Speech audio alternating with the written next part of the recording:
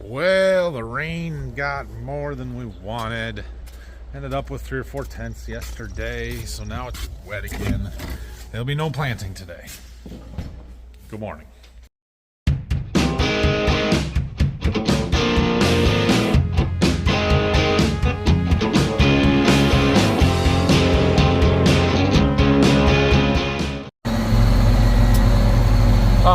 When we were planting a month ago, one of my row clutches doesn't work on this planter. It's row 31. It's the outside one on that upper wing there. So I'm folding them down so we can get to it. We've got another spare clutch. I'm going to try and trade that out. Row clutches are not operational, number 31. So we've got one. It's right there. We'll swap it and we'll see if that makes that work. Alright, so I plugged in the spare one that we have, and it passed its test, so that one works. So we got to get this old one off and swap them. So essentially, this is a gearbox, right? It's got this cable that drives it, pro shaft, that fits in this end, and it spins the gears in there, which spins the meter. And there's an electric disconnect in here that when it gets electric power, it disconnects that to shut the rows off so that it doesn't keep planting, even with the cable still spinning. It fails into the plant mode, so it's kind of a fail-safe type thing, so it plants all the time, and basically this one wasn't disconnecting, the clutch wasn't working. Several reasons why. We'll open it up when we get it off, but basically to take it off, we got to take this handle off. There's a little tab right here that clicks in on that meter shaft.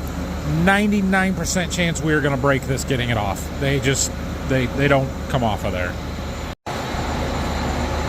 Like I said, 99% chance that we're going to break it getting it off. Now we can get the plastic picked off of there. What did I do with my screwdriver? Did it go flying? It might have went on the bench. Anyway, we got to get that piece of plastic off of there, and then we can clean that up with some emery cloth, and we'll never seize it, and hopefully the next time it'll come off. Okay, so here's our old one. We can get that old handle off of there. These do come apart. They're a non-serviceable part from John Deere. They just want you to buy a new one for $500 or whatever they are, but most of the time when they go bad, it's either a broken wire or a bearing out, and I don't know if this one's still turned. I didn't try that. If it doesn't turn, it's a bearing. This one turns just fine, but there's probably a broken wire in there. We can fix that.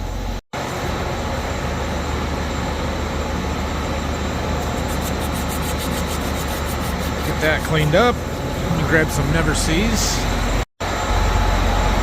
That one. Orient it right.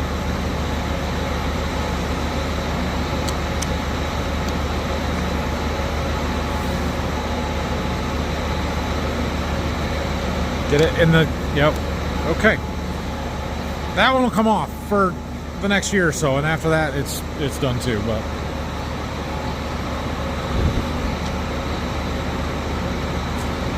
we'll get her cable put in and the wire connection, and then we should be good to go there.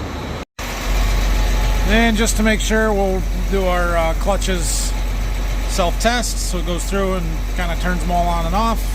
Make sure it gets a signal from all of them.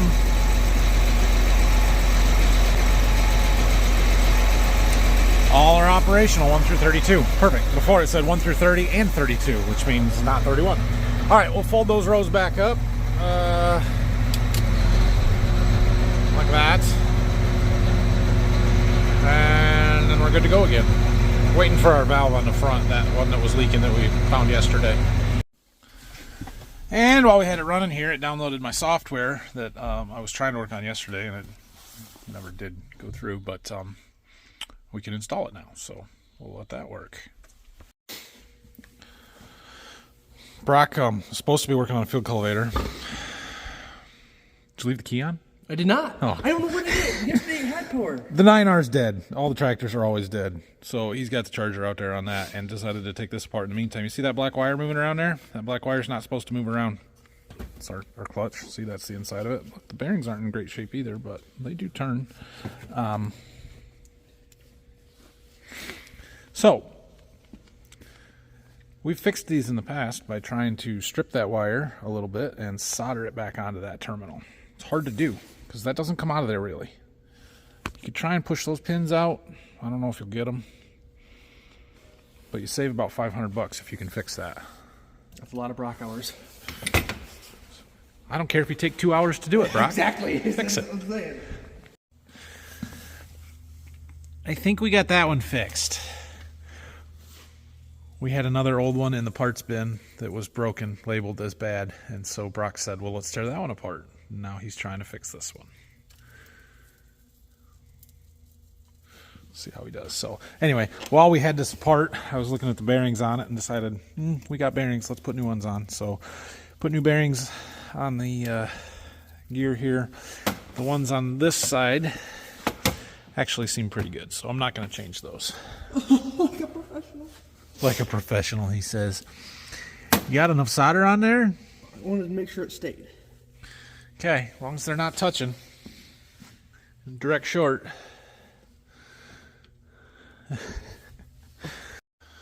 Okay, well, that's got a couple of new bearings. We got some new grease in there. Got our wire soldered together. Should be good. I'll clean up this half of the cover and we'll put it back together. All right, well, we got these put back together. Brock's getting the bolts put back in. I'm going to let him work on that. I've got a seed truck coming that he was quite lost and just called me, and I figured out where he was, and we got him directions. So go get that unloaded. I think I have 2 of them coming today, which may be the rest of my beans. I don't know. Oh, I got a bunch of beans in the way. We got to go move beans from what I treated yesterday. Yep, we better go. Got our boxes cleaned up. 2 trucks, 2 boxes. 1 box on each truck. That's what we got. That's super frustrating for me because I got 156 paper bags I'm still waiting on, and I thought they were going to be on one of those trucks. In fact, they're the same variety that's in this box. Like, why couldn't they be on that truck? Why? So I'm waiting for an answer on that to try and figure that out. But whatever. That one's for the guy that I treat beans for, who comes and picks them up. So we need to get that one. That's his last box. This one is another one of those beans like the one we treated yesterday that it's new for 2025. Kind of we had some extra plot seeds, so here's a box of them. Why don't you try them out and get a good look at them before you start selling them this fall, kind of thing. All right, so another thing that I need to do, I am pretty sure we're done with this truck. I don't have any deliveries left to make that I can't do with that truck, and so we need to get it unhooked and clean it up and get it back to the guy that let me borrow it. So I'm going to unhook it now. We'll take it down to the shop, put it in, and do a little cleaning, and get this thing back to him.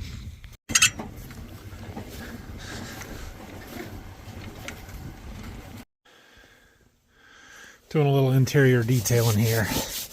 Getting this thing as shiny and clean as I can make it.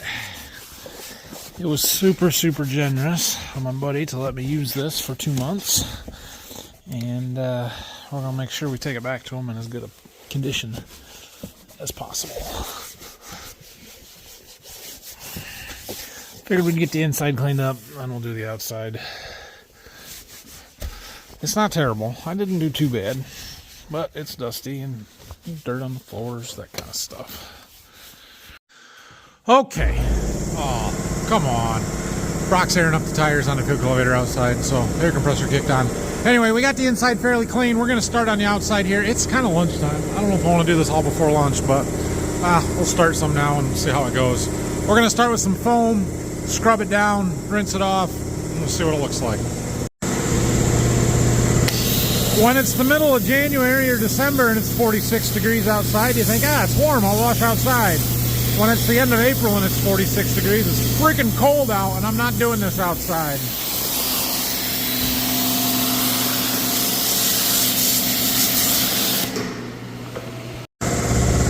Okay, let's get it rinsed down. That Andy Clean foam, it's melting the dirt off. I like it. Whew. Well, we got her cleaned up fairly well. soap and water, scrubbing. Now we need to make it pretty and shiny. Do I let it dry off before I put the spray foam ceramic stuff on, or not? I don't remember. I think not. That Griot's ceramic wash and coat stuff, I tell you what, it is unbelievable. Water just beads right off. I love that stuff. Like I said, it does make it a little bit sticky, so when we take the tractors in the field, they get dusty. But man, does it make things look nice. And even things that you wouldn't be able to wax or do otherwise, like running boards. Crazy. All right now. Not bad. Not bad. We got a spot up here. We gotta get that spot. What is that from?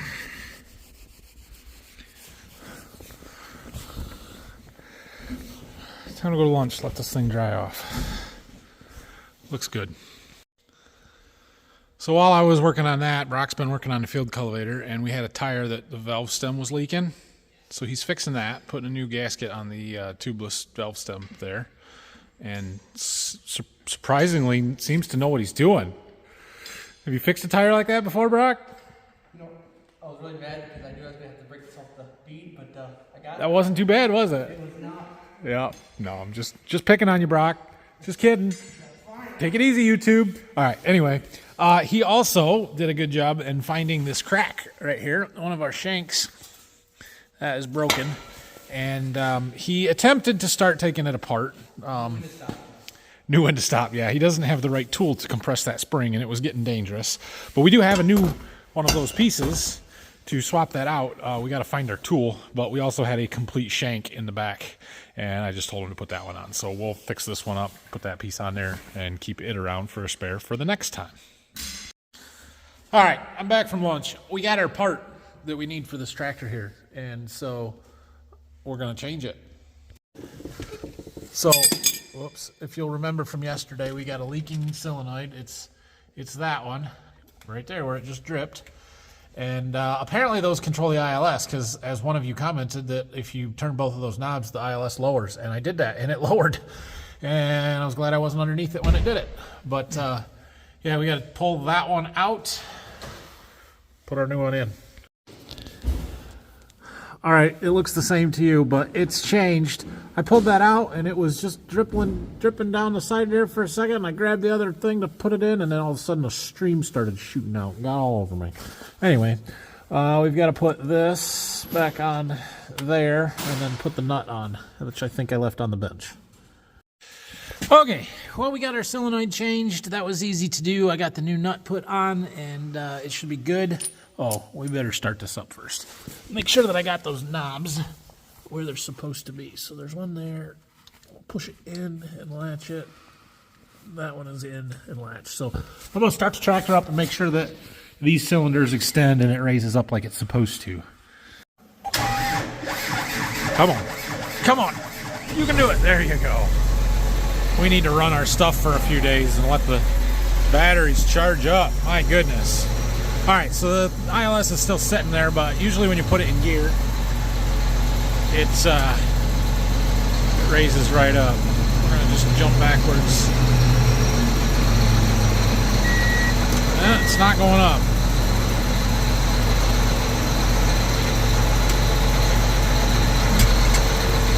Why isn't it going up? All right, well, let's go play with those valves and see what we can make it do. Okay, I don't really remember where we left off, but my Uncle Jack's up.